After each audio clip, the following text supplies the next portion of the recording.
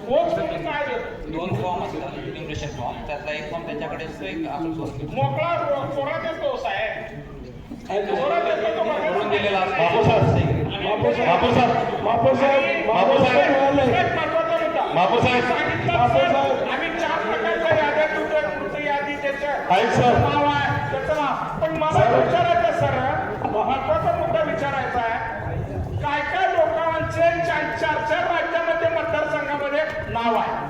कर्नाटकात आहे, तेलंगणामध्ये आहे, आंध्रामध्ये आहे. त्या लोकांचं नाव नको का आम्हाला पाहिजे ना, आमच्या पक्षाला पाहिजे. महत्वाचा मुद्दा आहे, कारण 4 ठिकाणी मतदान करत असतील आणि येत असतील, आज इथं उद्या तिथं आणि निवडणूक आहे तर त्या पद्धतीनं तर निवडणुकाच्या तारखा जाहीर करते. तर आमची विनंती आहे आपल्याला, ज्या मतदारांचं नाव 4 राज्यामध्ये आहे त्या 4 राज्यामधल्या मतदारसंघाचं नाव सुद्धा तुम्ही डिक्लेअर करण्याची आवश्यकता आहे. आम्हाला पण कळू द्या. परवा कलेक्टर साहेबांनी सांगितलं सोलापूरमध्ये 1,40,000 असे 4 राज्यामधले मतदार आहेत.